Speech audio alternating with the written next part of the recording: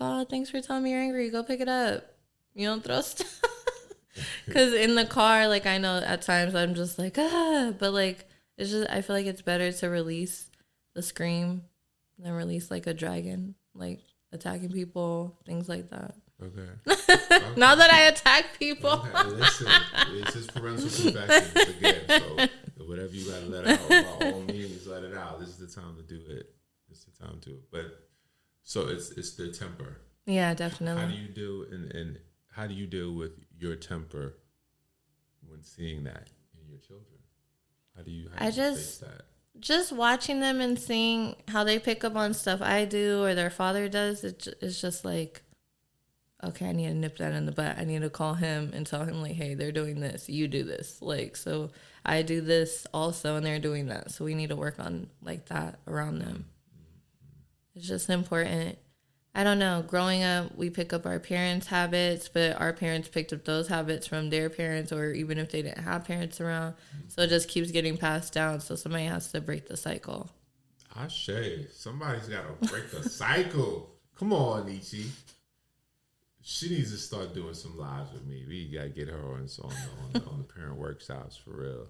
So that wasn't too bad. That was an easy question, right? Go ahead and ask me the hard one. Listen, I'm moving into it. All right, I'm moving into it. So what was your most fearful experience and or moment in parenting right now, if you can talk about it? Or whatever the most fearful moment or experience you want to share.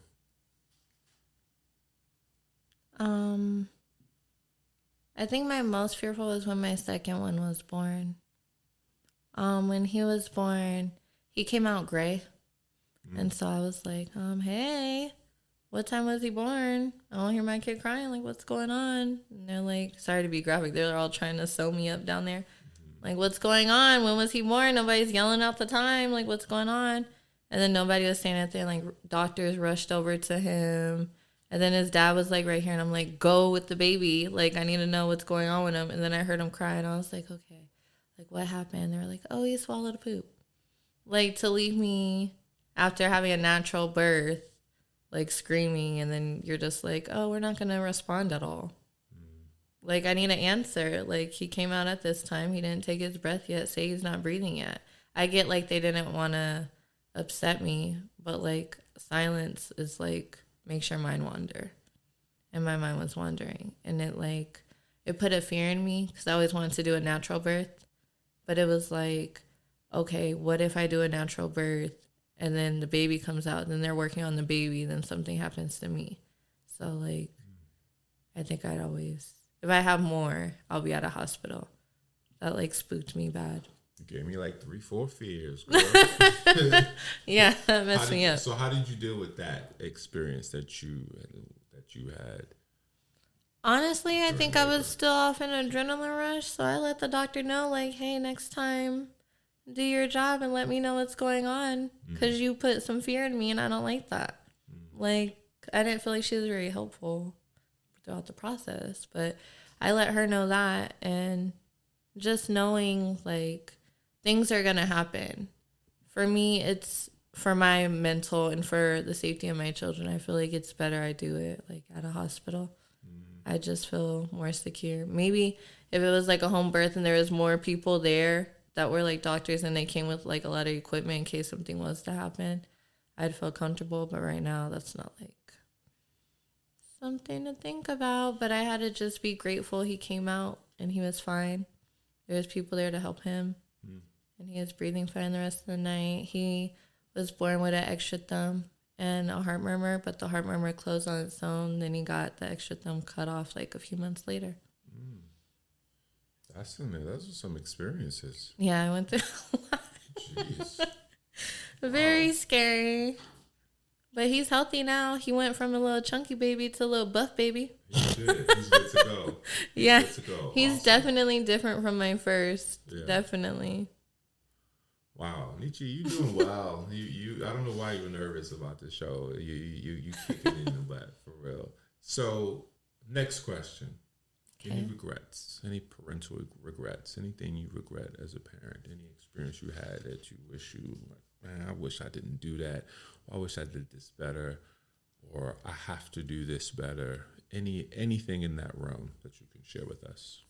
I yelled at my oldest son. I know that sounds silly, but I yelled at him because he went to run in front of like a dog, and the dog was chasing him. And I like animals, but that dog was about to go flying. And so when he ran over there, I was like, get over there, come over here. You don't ever do that ever again. And he started crying because I never like snatched him by his shirt, like got aggressive with him. And I was like, holy crap, like I just got crazy with him because the dog was running after him. The dog could have been playing. The dog could have been trying to get him. Right. But regardless, I grabbed him and blamed him. But he was only like 3 at the time. But now it's to the point, like, I'll be like, Nathan. He's like, yeah, mommy. And I don't want, like, him to be scared of me or anything. But that day, I think I went over the top and I felt bad. Like, I apologized right after, but. Do you think that's still affecting him to this day? Is that why you regret it, or? Kind of. So, I don't want to lie, but, like, if he does something bad, like, I don't mind grabbing him by the shirt. Like, come here. Like, look. You don't do that ever again. She said grabbing him. Because parents be yanking their kids or hitting them, and I don't want to hit my kids. So I just listen. This show. Scare them real quick, like I'm the boss. You are free to speak, okay? Like, CPS. Look, nobody's gonna listen to this and try to come after you. You know, and I am not condoning child abuse. I'm not condoning whooping on your child. We listen, as parents, we got to do whatever it is we believe and understand that is right.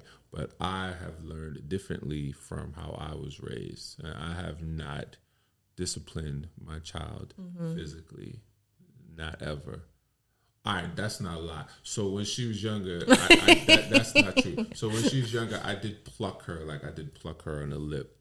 You know, when I thought at the time that she was speaking inappropriately or disrespectful. But later I learned that what really is disrespectful, you know, what is inappropriate when a child is learning language, when they're learning expression. And why do we stop them from just being natural? That's how humans grow, to be so unnatural in this world. It's crazy, you know. So, but anyway, back to you. No, it just made me feel bad because it was like because of my fear of what might have happened or could have happened. Yeah. I pretty much traumatized my kid.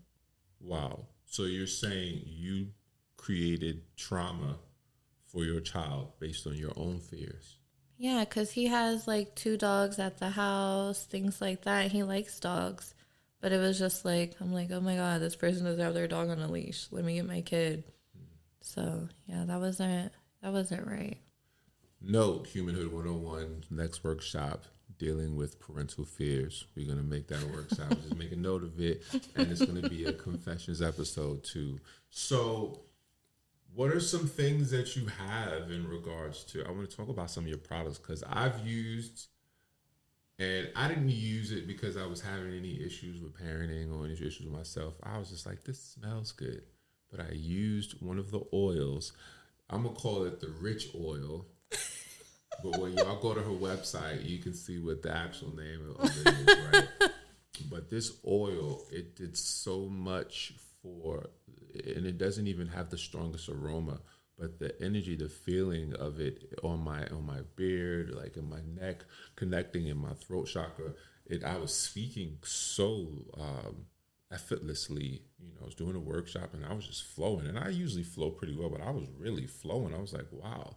This oil helped me relax, to help me open up my chakras, it helped me open up and give everything I was supposed to give to the people that night. So tell us about something that you would suggest for parents to use, because what do we talk about? We talk about fear and frustration and stress, and parents having their own issues and projecting their own fears onto their children, which creates generational fear and generational stress. What do you have as a product that can support and aid parents in, you know, eliminating that? So for me, my choice would be the #1 seller, my PTSD tea. It helps with anxiety. It helps with sleep issues, but mostly the sage in it. It calms you down practically, like almost instantly as soon as you have the first sip. You're like, okay. So then you're thinking more clearly, things like that. So if you're like really upset with your kid, like go to your room, have your cup of tea, and be like, okay, I had a really bad day at work. Yeah. Let me not take this out on my child. And you drink some more, you're relaxed. You're like, hey, so what's going on? Are you acting crazy because you need a snack? Like, because the kid may just be wanting a snack and not know how to express it, so they're acting crazy. Like, that's beneficial. My other favorite is the rich oil. I'm gonna grab some of this rich oil. Like, this is the truth. Like, if you could see it, you can see it. But I ain't gonna say it. But this is. Can I get in here? Real quick? This is like. I'm gonna just like, this is the truth right here. Like, I already bought 2 bottles of it.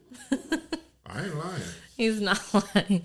I ain't lying. So the rich oil is my favorite because I use it as an attraction oil. So when you put it on, before you even put it on, you're like, you say in your mental, I'm so happy and grateful now that I have. Like, you speak what you want to have.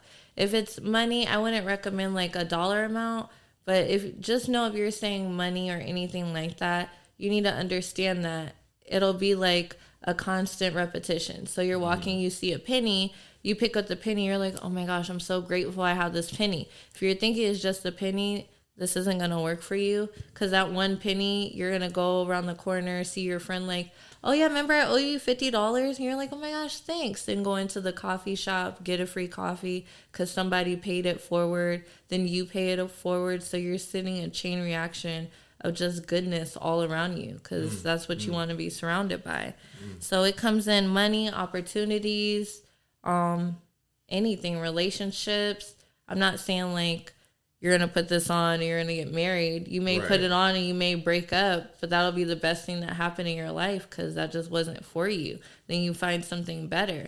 So you have to be completely open-minded when you're using that and know it's going to come in different ways. Gratitude. And don't get it twisted. It's not like you put some oils on and there's some things. It's not instant. What I understand about herbs and oils and crystals and things, they are a part of a chain of stimulants. They can stimulate us and guide us and support us in what we need and what we want, and help us secrete specific chemicals into our body, into our bloodstream, into our cellular structure to help us manifest and reach whatever goals. But this oil is the bomb, and her other products are dope. People are like buying them off the shelves. They just going hard for it. And I think it's cool to have anything that parents can use to support, because parents need support. Definitely. Not just the single parents too. Parents that got 2 people in the house, that got grandmothers in the house. Sometimes that could actually be more of an issue for some families to have multiple parents. It's like, all those personalities. I got this. Like, just leave, you know. All right. So I have one more question.